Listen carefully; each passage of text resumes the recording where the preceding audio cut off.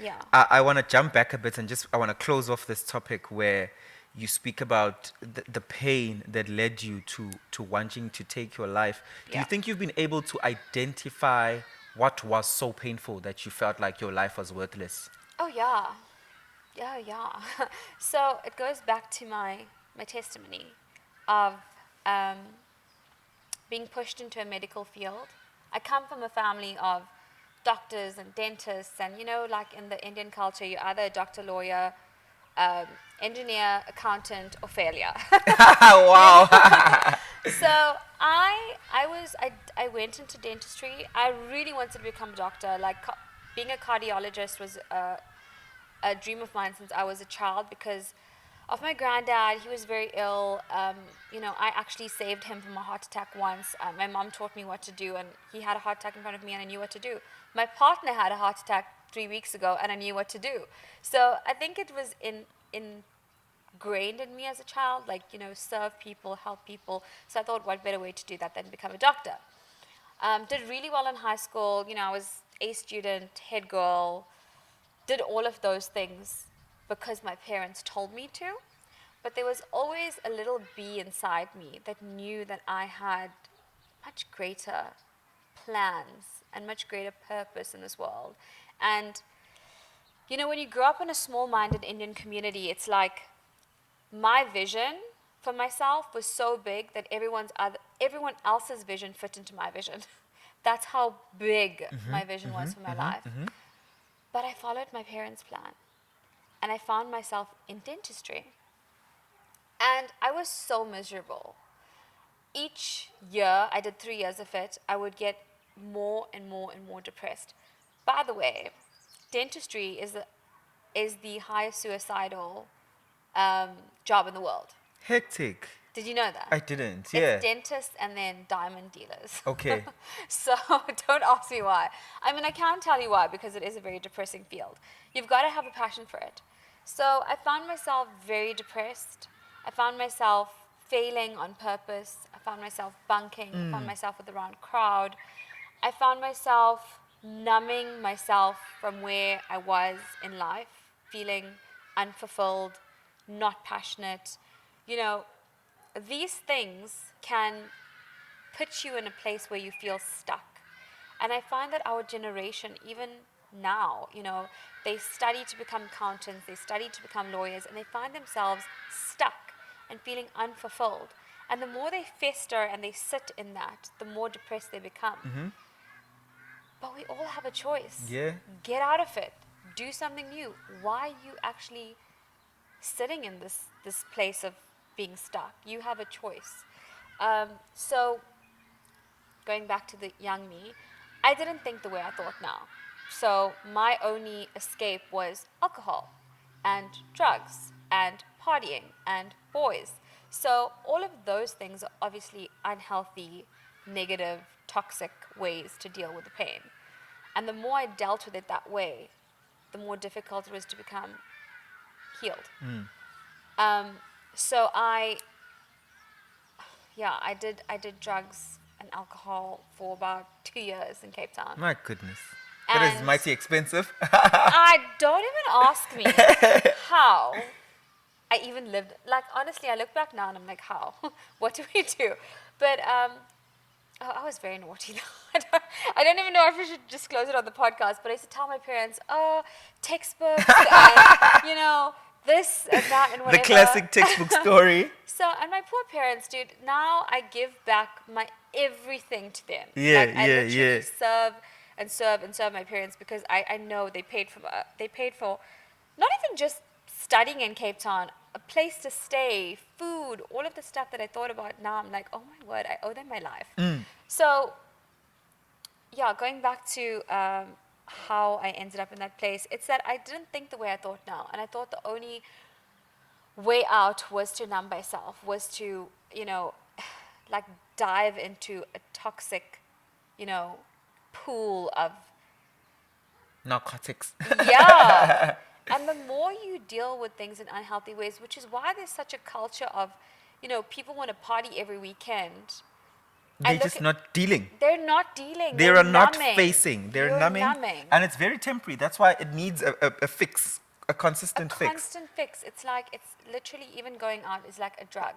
It's like you want to go out to have this like feeling of like euphoria, and then the next day you come crashing down, and it's a repetitive cycle. And let me tell you, Side note, how horrible do you feel after going out the next day?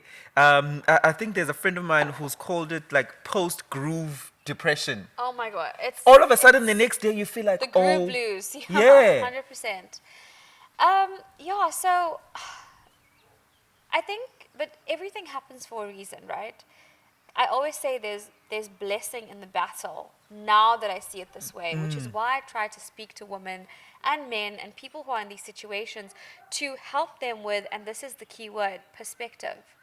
You can see the situation for what it is, or you can see it for what it is not, and you can think, this is the way it is, this is the way it's going to be, I'm never going to get better, I'm always going to be a failure, I'm never going to see better for myself. But there's always a light at the end of the tunnel. And I wish someone told me that.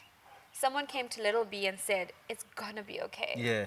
No one told me that. Which is why, and I think that God did that to me, and he took me away from everyone. And he took me into a place of intimacy with him. I couldn't rely on anything or anyone except him.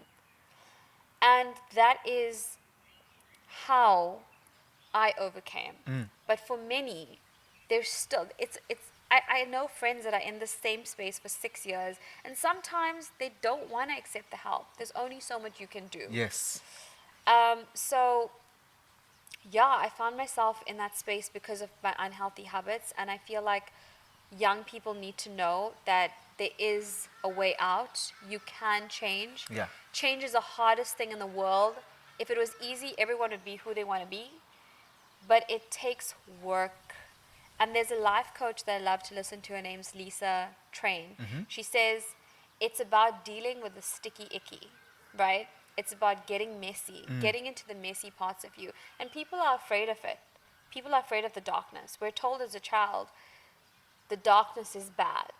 We're told as kids to be afraid of the darkness. My thing is like, no, get into it, get messy, go into it. In the darkness is where beauty is found. If you think of a seed, and I love this analogy, how does a seed germinate? In the ground, darkness. But also, what does it take for a seed to germinate? Water, good soil, good foundation. And Sunlight, all of that. exactly. Yeah. And then that comes into the other aspects, like you said, your circle, your habits. What are you doing on a daily basis to get yourself unstuck? So for me, yeah, suicide is the best and the worst thing that could have happened to me, because had I not gone through it, I wouldn't have been this person. So it's actually a blessing in disguise. The blessings in the battle. Okay. I want to move on to something that I feel you are very passionate about, and you've mentioned it quite a few times as we're having our conversation, is also, I've seen it on your social media, you speak very openly about your partner and the power of companionship, that what good companionship can do to one's life. I mean, you also speak about your partner back then when you were still in a ditch and you didn't know who you are and you were still searching. It means you guys have had a very long relationship. What does companionship to you mean, especially with him? Sure. Big question. So I always say that you have to choose your partner wisely because they represent you. And companionship for me is, and I take it back to the Bible again, is someone to support you. For me, I want to be that rib to my husband. I want to be that person that's able to hold him up when he can't hold himself up. I want to be the person where he feels safe to be in my space and vice versa. I think it's so important to have someone to walk this walk with you emotionally, spiritually, mentally, to be on the same trajectory as you.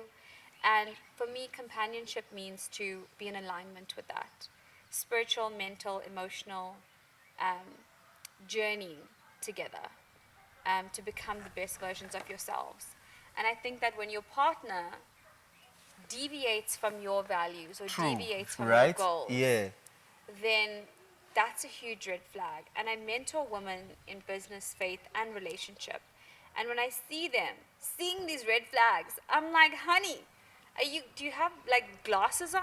No, they sing Are orange or you, pink. are you seeing orange? Yeah. Does Yeah, the it's like, robot say no. orange, green? Like, where you standing They're like, with? come on, it's red, but it's not that red. You know, but honestly, in the dating, I always say someone peed in the dating pool because this place is rough. If I had not been with Brent, his name's Brent, he's my high school sweetheart. Like, our first date was in grade 9. We went to a movie in Suncoast and then we went to the arcade. And we still go to the arcade and we reminisce about this. But I think for me, why I love this man so much and why I've loved him before I even met him was because of his heart. So we had Mix It back then. Do you remember Mix Yes, It? yes, We never multi-mix. had, we never What had was your name on Mix It? Binky Licious. Binky Licious, it was so silly. Yeah, so we journeyed together through everything, through the highs, the lows, the good times, the bad. And I'm so thankful that we grew in the right line. We grew linear and we didn't grow apart. Yeah. Because so many people can grow apart because then they want different things in life, they become different people. But I'm so blessed to have someone that inspires me to grow. And I feel like if your partner doesn't do that, that's also a huge red flag because how are they impacting your future? How are they impacting the future you, the future Bianca? I don't want to be the same person in the next 6 months, but is my partner also going to be on that journey with me to becoming better? And if they're not, you're going to find yourself in two different spaces in 6 months. I feel like values and boundaries and, you know, just overall ideologies are so important in relationship.